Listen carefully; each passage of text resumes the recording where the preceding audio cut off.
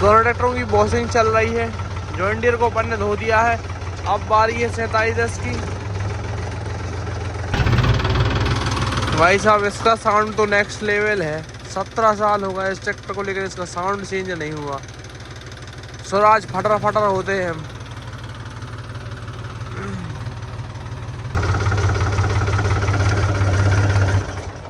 तो आज अपन रीपर की कंप्लीट सर्विस कर रहे थे, तो निकलने में थोड़े लेट हो गए। अदरवाइज 7 बजे अपने रीपर स्टार्ट हो जाते थे, लेकिन आज 8:30 बज गए हैं भाई। ये तो निकल गया है, कृष्णा भाव को उतारना पड़ेगा। मैसी भी चला गया खेत पे, वो चने वगैरह इकट्ठे करवा रहे हैं। चने की थ्रेसिंग भी लगनी है। आ जाओ इधर ऑलरेडी निकल गया है, ये भी निकल रहा है। आज इसकी अपन ने A to Z complete service की है। इसमें कुछ आवाज़ आ रही थी इधर से, तो उसको बिल्कुल टिप टॉप बना दिया है। बांसुरी सी बज रही है जब ये चल रहा है, मतलब बहुत बेहतरीन चल रहा है, बिल्कुल जीरो साउंड के साथ। और फिलहाल अपन अपने राजस्थानी थ्रेसर को रेडी कर रहे हैं, क्योंकि गेहूं की थ्रेसिंग का काम कुछ ही दिनों में स्टार्ट होने वाला है। और पूरी फ्रेश काय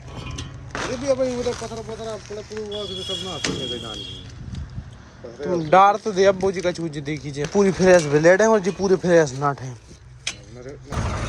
तो दोनों रीपरों को निकलवा के अपन निकल चुके अपने खेत की तरफ। आज अपन को करनी है चने की थ्रेसिंग। आज शायद तीसरा या चौथा दिन है चने की थ्रेसिंग का। तो जी सर खेत आ गए हैं। इस साल पता नहीं चने कैसे कैसे सूख रहे हैं, वहीं के सूख जाते हैं, वहीं के हरे रहते हैं।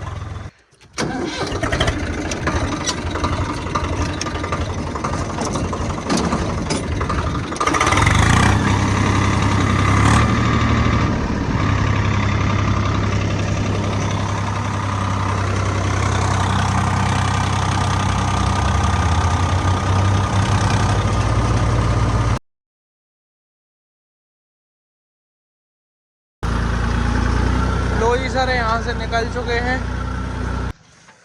तो जो चने की थ्रेसिंग थी वो हो गई है। अपने चने टुकड़े टुकड़े में कट रहे हैं, कहीं के सूख रहे हैं, कहीं के हरे हैं। तो वैसे वैसे अपन थ्रेसिंग करते जा रहे हैं। उसके साथ साथ अपन को इस गेहूं की भी थ्रेसिंग करनी है भूसा बनाने के लिए। और काफ़ी सारे लोग मेरे से पूछ रहे थे कि भाई साहब आप हार्वेस्टर क्यों नहीं चलवाते हो, रीपर क्यों चलाते हो, या फिर जो भी सिस्टम हो।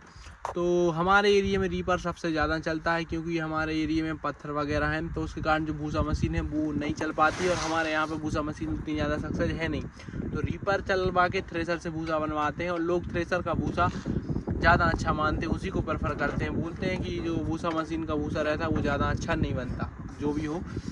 और अपन सिर्फ उतने की कटाई करते हैं रीपर से जितना अपन को भूसा चाहिए, बाकी अपन हार्वेस्टर ही चलवाते हैं। अपन ने इतनी ये कटाई की है और शायद से थोड़ी बहुत और करेंगे, बाकी फिर अपन पूरे में हार्वेस्टर ही चलवाएंगे।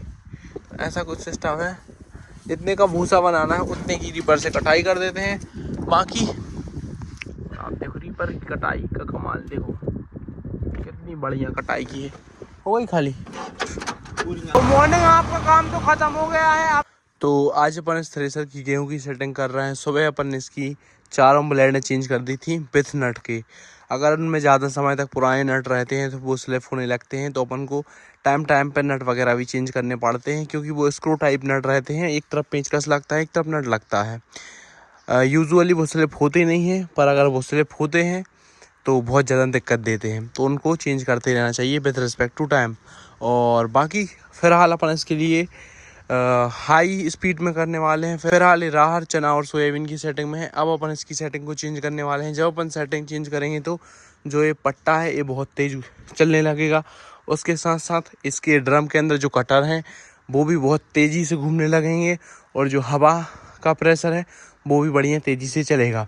तो उसके लिए अपन को करना कुछ ऐसा पड़ेगा कि ये जो फैन बेल्ट हैं इनको पीछे की तरफ शिफ्ट करना पड़ेगा, और इनको भी पीछे की तरफ शिफ्ट करना पड़ेगा। तो इसकी स्पीड बढ़ जाएगी। और ये वाला जो फैन बेल्ट है इसको उतार के अलग रखना पड़ेगा, मतलब इसको पीछे रख देंगे, अलग रख देंगे, इसका कोई इस्तेमाल नहीं रहेगा। उसके साथ साथ एक उस तरफ यहाँ पे नट है, तो उसको खोल देंगे। तो फिर उससे होगा क्या कि पूरा थ्रेसर एक साथ जुड़ जाएगा, मतलब आपके कटर पट्टे पूरा एक सी स्पीड में घूमेगा। यूजुअली होता क्या है कि ये जो ड्रम और ये पट्टा है ये स्लो घूमता है, इतना थ्रेसर तेज घूमता है, इतना स्लो घूमता है। दोनों को अलग अलग पावर सप्लाई होती है, एक को इससे पावर सप्लाई होती है और नीचे से इसको पावर सप्लाई होती है। तो पंखे की स्पीड बहुत तेज़ रहती है जो कि नीचे से आती है इधर इसमें, और बाकी इसकी स्पीड स्लो रहती है। तो ऐसा सिस्टम रहता है अभी तक, लेकिन अब अपन इसको हाई स्पीड करेंगे तो पूरा थ्रेसर तेज़ हो जाएगा।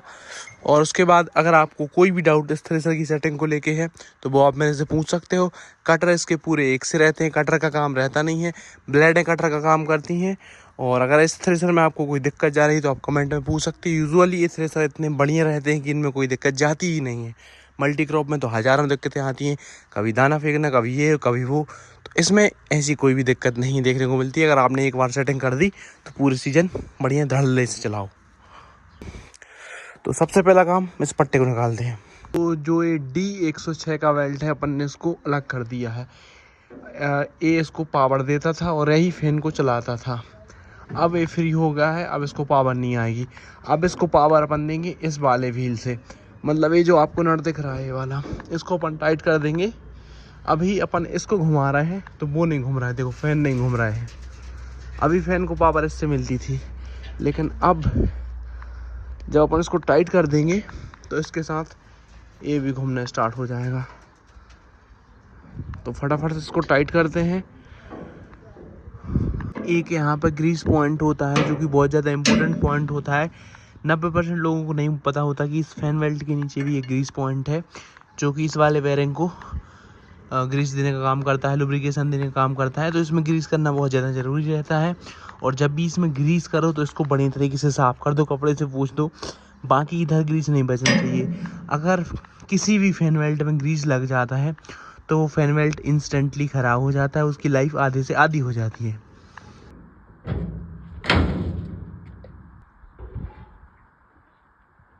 जैसे अपन को थ्रेसर की स्पीड बढ़ानी है तो ऊपर छोटी पुली करनी पड़ेगी, नीचे बड़ी पुली करनी पड़ेगी। अगर अपन इससे और छोटी पुली लगा देते तो थ्रेसर और ज़्यादा तेज़ काम करने लग जाएगा और ज़्यादा हाई इफिशिएंसी दिखाने लग जाएगा। तो इधर बड़ी पुली, इधर छोटी पुली। का होगा? अरे मिस्त्री तुम। तो दोनों पट्टों की सेटिंग कर दी है, अब बारी है इसकी ग्रिल चेंज करने की। तो फटाफट से इसकी ग्रिल चेंज करते हैं भाई। अभी इसके अंदर एक मोटी वाली ग्रिल डाली है जिसके अंदर मेरी पूरी फिंगर जा रही है, और अब अपन इसके अंदर एक दूसरी ग्रिल डाल रहे हैं जिसमें मेरी फिंगर बिल्कुल भी नहीं जा रही है। मतलब कि ये चने सोयाबीन की ग्रिल है और वो वाली ग्रिल गेहूँ और मसूर की है। तो फटाफट से गेहूँ की ग्रिल लगा देते। अपने पास एक और बारीक इससे बारीक ग्रिल है जो कि सरसों के लिए रहती है, तो वो नहीं लगानी अपन को, इसको लगाना है। फटाफट से निकालते हैं, इसी एंगल से निकलती है। इस एंगल को ऐसा बीच में फंसा देते हैं इधर। फिर इस ड्रम को जब अपन घुमाते हैं